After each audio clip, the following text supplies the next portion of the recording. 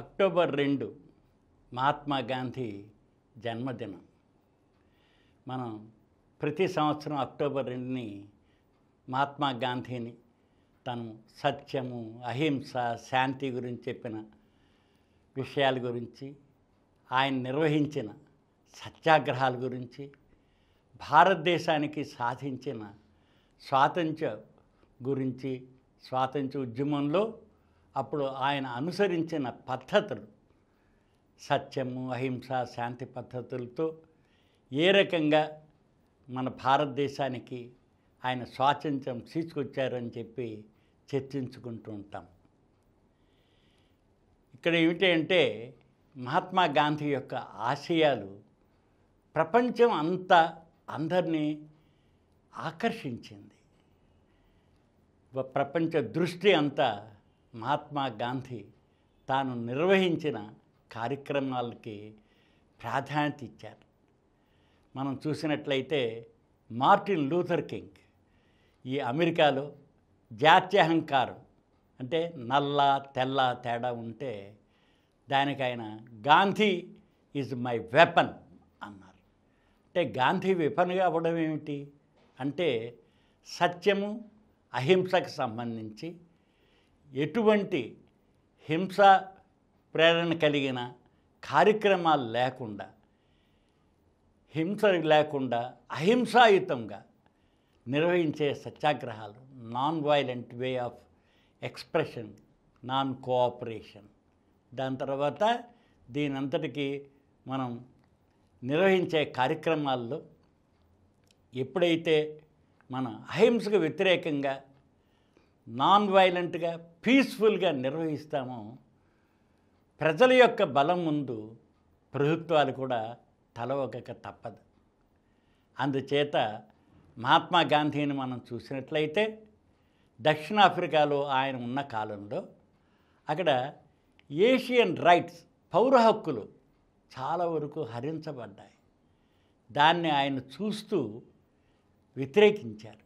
అయితే వ్యతిరేకించినప్పుడు ఆయన అహింసాయుతంగా సత్యాగ్రహం నిర్వహించి దాని తర్వాత ఆయన విజయం సాధించారు. అదేవిధంగా మన భారతదేశంలో బ్రిటిష్ పాలకులకు, బ్రిటిష్ పాలనకి వ్యతిరేకంగా ఆయన సత్యాగ్రహాలు నిర్వహించారు. ఈ నిర్వహణ ఇవన్నీ చూసినప్పుడు ఉప్పు సత్యాగ్రహం, దండి మార్చ్ అంటాం. మహాత్మా గాంధీ నిర్వహించిన ఉప్పు సత్యాగ్రహం ఎందుకంటే భారతదేశంలో 3 వైపులా సముద్రం ఉంది.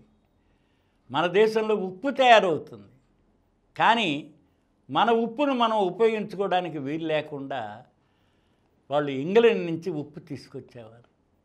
అంటే మన ఉప్పు మీద మనకు అధికారం లేకుండా అయిపోయింది. దీనికి వ్యతిరేకంగా నిరసనగా గాంధీ 1930లో దండి మార్చ్ నిర్వహించారు. అక్కడ ఒక పిడికెడు ఉప్పు తీసి చేత్తో చూపించేసరికల్లా బ్రిటిష్ ప్రభుత్వం గడగడలాడిపోయింది. ఆయన నిర్వహించిన సత్యాగ్రహం అహింసాయుతమైంది. బ్రిటిష్ వాళ్ళు కొట్టినా ఏం చేసినా తిరిగి మళ్ళీ హింసాత్మకంగా ప్రతిమజల్లలేదు. శాంతియుతంగానే సత్యాగ్రహాన్ని నిర్వహించారు. ఒక చెంప మీద ఎవరైనా కొడితే రెండో చెంప చూపమనే అహింసాయుత విధానాన్ని మహాత్మా గాంధీ ప్రజలకి తెలియజేశారు. ప్రజలు కూడా ఎక్కువ మొత్తంలో వచ్చి పాల్గొనడం జరిగింది. ఇదే విధంగా మనకి క్విట్ ఇండియా ఉద్యమం, భారతదేశానికి స్వాతంత్ర్యం తీసుకురావడానికని చెప్పి దేశవ్యాప్తంగా ఆయన పిలుపునిచ్చారు. అహింసాయుతంగా, శాంతియుతంగా సత్యాగ్రహం నిర్వహించినట్లయితే జైల్ భరో అన్నారన్నమాట. క్విట్ ఇండియా ఉద్యమంతో బ్రిటిష్ పాలకులు నిర్వహించే జైళ్ళన్నీ నిండిపోయినాయి. వాళ్ళు లాఠీతో కొట్టినా, తుపాకీ గుళ్ళ వర్షం కురిపించినా ప్రజలు ఎవ్వరూ వెనుతిరగలేదు. మళ్ళీ తిరిగి హింసకు ప్రతిహింస నిర్వహించలేదు. అందుకని శాంతియుతంగా నిర్వహించిన మహాత్మా గాంధీ యొక్క ఈ కార్యక్రమాలు ప్రపంచ దృష్టిని ఆకర్షించాయి. ఎప్పుడైతే ఒక చెంప మీద కొడితే రెండో చెంప చూపమన్నప్పుడు బ్రిటిష్ పాలకులలో ఆలోచన ప్రారంభమైంది. అందుకని అహింసాయుతంగా సత్యాగ్రహాలు నిర్వహించి దీన్ని శాంతియుత ఉద్యమాలు నిర్వహిస్తూ ఉంటే ప్రభుత్వాలు దిగి రాక తప్పదు. అందుచేత బ్రిటిషర్స్కి మహాత్మా గాంధీ వ్యతిరేకత చెప్పలేదు, వాళ్ళలో ద్వేషం పెంచుకోలేదు. కానీ బ్రిటిష్ యొక్క పాలనకి ఎగెనిస్ట్గా పౌర హక్కులు వాటి నిర్వహణకి ఈ హింసాయుత ధోరణిని విడనాడాలని చెప్పి సత్యం ఏదైతే ఉందో ట్రూత్ గురించి ఆయన కృషి చేశారు. అందుకనే సత్యము, అహింస, శాంతియుతంగా ఈ మూడు ఆయన ఆయుధాలు. సత్యాగ్రహమే పెద్ద ఆయుధం. ఇది ప్రపంచాన్నంతటినీ ఎక్కువగా ఆలోచింపజేసింది. నేడు ప్రత్యామ్నాయాల గురించి ఎక్కువగా ఆలోచిస్తున్నారు అప్పుడు కాలం నుంచి. ఈ ప్రత్యామ్నాయాలు ఏంటంటే మతోన్మాదం, దేశాల మధ్య మతం చిచ్చు చాలా ఉంది. మనం చూస్తున్నాం రకరకాల మతాలు, రకరకాల ప్రాంతాల భేదాలు, వీటిలన్నిటికీ రోజు యుద్ధాలు జరుగుతూనే ఉన్నాయి. రెండవ ప్రపంచ యుద్ధంలో హీరోషిమా, నాగాసాకి మీద బాంబుల వర్షం కురిపించింది అమెరికా. కానీ ఏం సాధించగలిగింది? యుద్ధాల్లో యువతను కోల్పోతాం, దాని తర్వాత ఎంతో డిస్ట్రక్షన్ జరుగుతుంది, కూల్చివేతలు, దీనిలో ఆస్తి నష్టం, ప్రాణ నష్టం చాలా జరుగుతుంది. అందుకని హింసకి ప్రతిహింస కానే కాదు, సమన్వయంతో అందరి యొక్క భావ వ్యక్తీకరణ స్వేచ్ఛకి అవకాశం ఇవ్వడానికి మహాత్మా గాంధీ ఈ సత్యాగ్రహ ఆయుధాన్ని ప్రజల ముందు పెట్టారు. టెర్రరిజం ఈ రోజుల్లో మనం చూస్తున్నాం. టెర్రరిస్టులందరూ హింసే, హింసతో సాధించేది ఉండదు. సమస్యల పరిష్కారానికి మనం చూసినట్లయితే మహాత్మా గాంధీ చూపించిన సత్యాగ్రహ విధానం ఒక ప్రత్యామ్నాయ పరిష్కారంగా మనకు కనిపిస్తుంది. ఈ రకంగా చూసినప్పుడు రెండవ ప్రపంచ యుద్ధం తర్వాత యుఎన్ఓ, యునైటెడ్ నేషన్స్ ఆర్గనైజేషన్, ఐక్యరాజ్య సమితి ఏర్పడింది. ఐక్యరాజ్య సమితి ఒక్కటే ప్రపంచ చర్చా వేదిక. ప్రపంచ దేశంలో ఉన్న దేశాలన్నీ రకరకాల సమస్యలన్నింటినీ యుఎన్ఓలో చర్చించవచ్చు, చర్చించి సమస్యలకు పరిష్కారం చూపించవచ్చు. ఈ సమస్యలకు పరిష్కారం మళ్ళీ యుద్ధం కాదు, హింసాత్మక విధానాలు కాదు. అందుకని శాంతియుతంగా పరిష్కరించుకోవాలి. 1990లో యునైటెడ్ నేషన్స్ మనం చూసినట్టయితే ఇయర్ ఆఫ్ పీస్ అని పెట్టింది, శాంతి సంవత్సరంగా డిక్లేర్ చేసింది. ప్రపంచం అంతా శాంతి ప్రజ్వలిల్లాలి, శాంతి కాముకులుగా ప్రజలను మార్చాలి అని. యుఎన్ఓ ఫార్మేషన్ అప్పుడు కూడా దాని ప్రియాంబుల్లో ముఖ్యంగా చూసినట్లయితే ప్రజల మనసుల్లో విద్వేషాలు, ద్వేషము, యుద్ధాలు అనే మనస్తత్వం తీసేసి శాంతి, అందరికీ సౌభాగ్యం, సమాన హక్కులు, సమభావాలు కలిగేట్టుగా వాళ్ళ మనసుల్లో పెట్టాలి అని చెప్పి యుఎన్ఓలో కూడా దాన్ని ప్రారంభించేప్పుడు అందరూ చర్చించారు. అందుకని యుద్ధాలు అన్నదే మానవ మస్తిష్కాల నుంచే వస్తాయి. దానికి విరుగుడుగా మనం శాంతి, సమానత్వం, ఈ సాధనకు సంబంధించిన కార్యక్రమాలు రూపొందించడం చాలా అవసరం.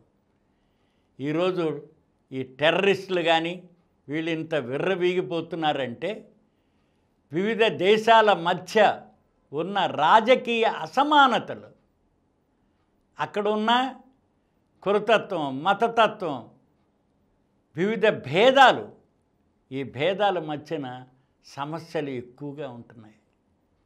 అందుచేత ఈ ప్రత్యామ్నాయ మార్గాల కోసం అన్వేషించడానికి ఐక్యరాజ్యసమితి 2007 సంవత్సరం మహాత్మా గాంధీ సూచించిన అహింసాయుత విధానాన్ని సమర్థిస్తూ ప్రతి అక్టోబర్ 2 ప్రతి సంవత్సరం 2007 నుంచి అంతర్జాతీయ అహింసా దినోత్సవం అంటే నాన్ వైలెంట్ డేగా తీసుకున్నారు. ఈ నాన్ వైలెన్స్కి సంబంధించిన అనేక విషయాలు చర్చించడానికి చర్చా వేదికగా మనకి ఐక్యరాజ్య సమితి కూడా ఉంది. వివిధ దేశాల మధ్య సమస్యల పరిష్కారానికి చర్చలే ప్రధానం. అందుకని డిస్కషన్స్ వివిధ సంఘాల మధ్య, దాంతో ప్రజల్ని ఒక ప్రాంతంలో మరో ప్రాంతం ఇలాగా భేదభావాలు సమస్య పోవాలంటే సమస్యల పరిష్కారానికి చర్చలు జరగాలి. అంతేగాని ప్రజల్ని నొక్కి పెడితే వాళ్ళు ఎంతో కాలం అణిగి ఉండరు. అలాగే ఈ యుద్ధానికి సంబంధించి టెర్రరిజం కానీ హింసావాదాన్ని కానీ మనం ప్రచారం చేయడం తగదు అని చెప్పి ఐక్యరాజ్య సమితి కూడా ఎన్నోసార్లు ఉద్ఘాటిస్తూనే ఉంటుంది. ఎందుకంటే ఈ హింసావాదం పెరుగుతున్న కొలది సమస్యలు జటిలం అవుతాయి కానీ పరిష్కారం అవ్వవు. పరిష్కరించుకోవడానికి శాంతియుతంగా మనం చర్చలు జరిపినట్లయితే దాని తర్వాత వాటిల్లో ప్రతి వాళ్ళు అనుసరించే వాళ్ళు ఉంటారు. ఇచ్చిపుచ్చుకునే ధోరణులు కావాలి. ఇచ్చిపుచ్చుకునే ధోరణులతో కూడా మనకి అవకాశం ఉంటుంది. అంచేత ఈ అహింస దినోత్సవం అంటే అక్టోబర్ 2వ తేదీన ఐక్యరాజ్య సమితి ప్రపంచవ్యాప్తంగా అంతర్జాతీయ నాన్ వైలెన్స్ డేగా చెప్పడం ఈ ఏదైతే శాంతి కాముకులుగా ఉన్న ప్రతి వాళ్ళకి ఒక రకమైన అవకాశం. అంతేకాకుండా భారతీయులకి ముఖ్యంగా గర్వకారణం.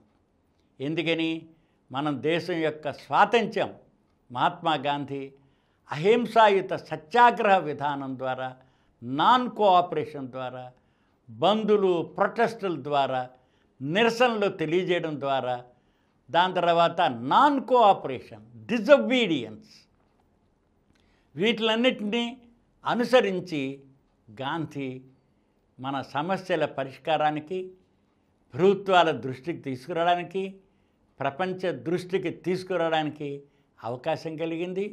అందుచేత అంతర్జాతీయ అహింసా దినోత్సవం రోజు ప్రపంచంలోని వివిధ సమస్యల్ని, అంటే ఈ వివిధ దేశాల్లో వివిధ రాజకీయ పార్టీలు ఉంటున్నాయి, వాళ్ళ యొక్క ఇంపార్టెన్స్ వేరే ఉంటుంది, ప్రయారిటీస్ వేరే ఉంటున్నాయి.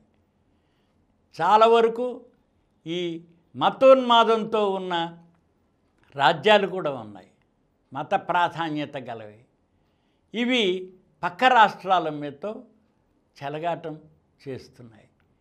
దీనికి హింసాత్మక ఘటనలు చోటు చేసుకోకుండా శాంతియుతంగా సమస్యల పరిష్కారం దిశగా గాంధీ సూచించిన సత్యాగ్రహ విధానం, లేకపోతే సమస్యలు పూరించుకోవడానికి వీలుగా మళ్ళీ ఓ సమస్య మరో సమస్యను సృష్టించకుండా శాంతి యొక్క సాధనాల్లో మనకి చాలా ఎక్కువగా గాంధీ సిద్ధాంతాలు ఉపయోగపడుతున్నాయి.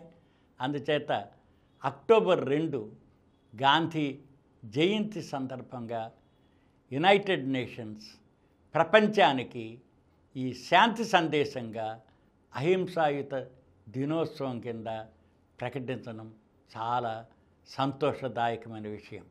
ఈ నాన్ వైలెంట్ డే ఫ్యూచర్లో కూడా అందరికీ కనువిప్పు కాగలదని ఆశిద్దాం. ఈ కార్యక్రమం మీకు ఎంతో నచ్చింది కదా? ఇటువంటి మరిన్ని వీడియోల కోసం అనతి కాలంలోనే 20 కోట్ల వ్యూస్ సాధించిన సమరన్ ఛానల్ సమర్పించు యతీష్ సెంటర్ ఛానల్కు సబ్స్క్రైబ్ చేయండి, లైక్ చేయండి, మీ ఫ్రెండ్స్కి షేర్ చేయండి. అలాగే ప్రక్కనున్న గంట సింబల్ని ప్రెస్ చేయడం మర్చిపోకండి. Please download Samaram Channels app from Google Play Store and watch your favorite channels. Click the bell icon and subscribe to the channels.